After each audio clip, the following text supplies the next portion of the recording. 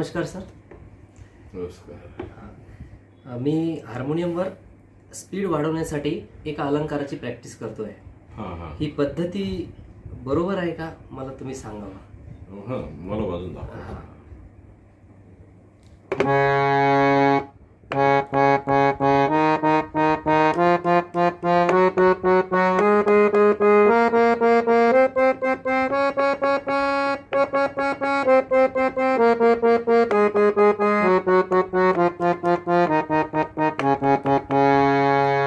अलंकार अजून थोडा स्पीड मध्ये तुम्हाला वाजू देईल का? प्रयत्न हां करा. मी प्रयत्न.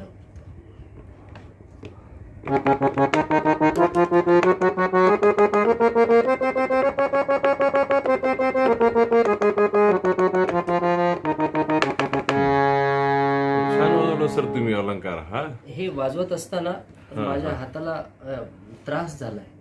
त्रास होतोय म्हणजे स्पीड वाढवताना. ते माझ्या लक्षात आलं. ते काय झालं की तुम्ही हार्मोनियम वादन करत असताना काय असते, काही असे सर्वसामान्य नियम असतात. त्याच्यामध्ये एक नियम असा आहे की तुम्हाला एकच बोट रिपीट नाही करायचं. अच्छा. ते रिपीट करू नये आणि ते एकच बोट तुमचं उचललं जाऊ नये हार्मोनियमवर. जसं आता तुम्हाला साम असं वाजायचं असेल तर मग तुम्ही असं एकच बोट वापरून तुम्ही नाही, ते तसं नाही करायचं. कारण त्यांनी तुमच्या हार्मोनियम वादनाला कुठेतरी मर्यादा येऊन जातात. आणि तुम्ही जेव्हा एका बोटाने तो अलंकार वाजवला तर ते वाजत असताना तुमचा मनगटाची मुवमेंट तिथे हालचाल झालेली आहे. आणि ते बोट तुम्ही जितक्या स्पीडने फिरवाल त्या स्पीडने तुमचं मनगटाची मुवमेंट पण त्यामध्ये होते. हे एक कारण. आणि दुसरी गोष्ट, तो अलंकार वाजवण्यासाठी तुम्ही एकच बोट तिथे वापरलेला आहे. आपल्या हाताला 5 बोट असतात. तर त्या मोमेंटला प्रत्येक मोमेंटला तुमचे 4 बोट तिथे रिकामे आहेत.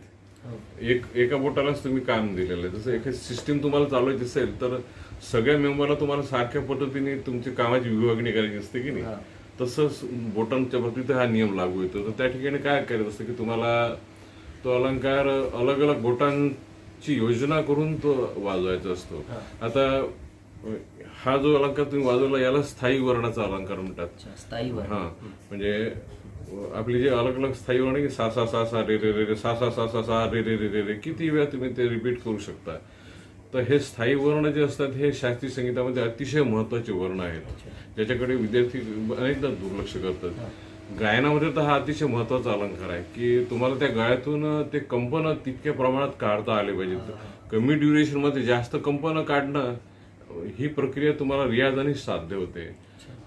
तर गळ्यामध्ये तो रियाज वेगळा असतो. आणि इन्स्ट्रुमेंटवर जर तुम्हाला हा अलंकार वाजवायचा असेल तर प्रत्येक वाद्यानुसार त्या वाजवण्याची पद्धत त्याची बदलून जाते. फिंगरिंगची पद्धत बदलते. कसं तुम्ही व्हायलिनवर सतारवर, मेंडोलिनवर, सारंगीवर, जी फिडल हे जे तंतुवाद्य आहे त्याच्यावर तुम्ही तो अलंकार वाजवला. आणि कीबोर्ड आहे, अकॉर्डियन आहे, हार्मोनियम आहे, हार्मोनिका आहे, या पियानो आहेत, याच्यावर जर तुम्ही अलंकार वाजवला तर तो वाजवत असताना बोटांचा ट्रेंड तुमचा त्याच्यात बदलून जातो. कसा की सतारीवर तुम्ही ते व्हायब्रेशन काढताना तुम्हाला त्रास नाही होत त्या तालावर. तुम्ही त्या बोटाचं एकच ते ट्युनिंग करत असताना तुम्ही ते असं मुवमेंट करून ते किती फास्ट तुम्ही वाजवू शकता.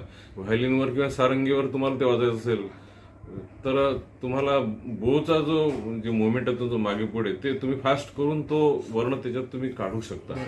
परंतु कीबोर्ड इन्स्ट्रुमेंटवर जर तुम्हाला ते वर्ण काढायचे असेल तर तुम्हाला बोटांची योजना तिथे करावीच लागते.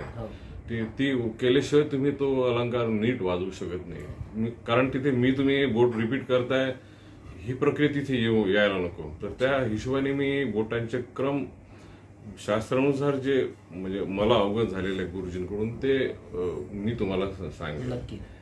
आता आपण जे याची स्पीड वाढवण्यासाठी काय करावं लागेल? हा, तर काय असतं की हार्मोनियमवर तुम्हाला कोणताही पलटा जर वाजवायचा असेल तर सर्वप्रथम तुम्हाला सर्व पांढऱ्या पट्ट्या येतील अशा अरेंजमेंटमध्ये तो पलटा पहिले वाजवून पाहायचा असतो. त्याचं कारण असं आहे की तुम्हाला तो पांढऱ्या पट्ट्यांमध्ये जर पलटा वाजवायचा असेल तर 1 मीटर कोणतं तुम्ही ठरवायचं, ते मीटर तुम्ही 7ही पट्ट्यांसाठी वापरू शकता सारेगम पदनिसापर्यंत.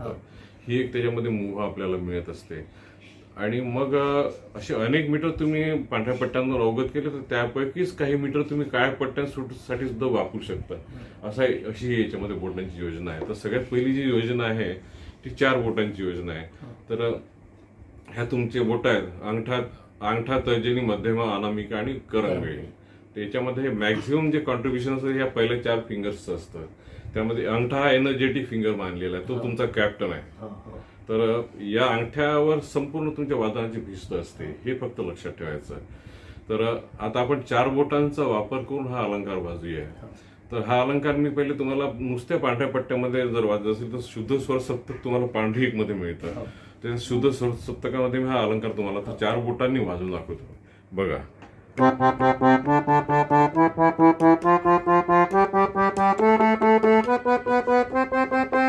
याच्यामध्ये मी वर जाताना 4-3-2-1 मीटर वापरलेलं आहे. अनामिका, मध्यमा, तर्जनी आणि अंगठा. आता परत जर यायचं असेल तर तुम्हाला 1-2-3-4 मीटर वापरायचं आहे. म्हणजे वर जाताना तुमचा बोटांचा क्रम उलटा असतो, हे लक्षात ठेवायचं. वर जाताना तुमचा बोटांचा क्रम 4-3-2-1 उतरत्या क्रमाने असतो आणि खाली येताना तुम्हाला बोटांचा क्रम 1-2-3-4 ने करायचा असतो, कारण तुम्हाला पुढचं जे बोट आहे ते तुम्हाला रिकामं पाहिजे त्याच्यामध्ये. तर आता हे म्हणजे सा सा सा सा रे असं वाजत असताना तुम्हाला वरच्या बोटावर तुम्ही येता की सावर, हा सा सा सा वाजत असताना हा सावर तुमचा अंगठा आलेला आहे. तर हे प्रत्येक वेळी तुम्हाला हा अंगठा रिकामा मिळतो हे वाजत असताना. नंतर मग परत येताना तुम्हाला 1-2-3-4 मीटर वापरायचं. अशा रीतीने हे 1-2-3-4 मीटर तुम्हाला मिळतं. तर हे झालं तुमचं 4 बोटाचं फिंगरिंग. याच्यामध्ये आपण अंगठा वापरलेला आहे आणि इतर 3 बोट वापरलेले आहेत. आता म्हणजे या पद्धतीने आपण जर मी प्रॅक्टिस केली तर हात दुखणार नाही, हात दुखणार नाही आणि तुम्हाला तो अलंकार जास्त स्पीड मध्ये सुद्धा गती वाढणार.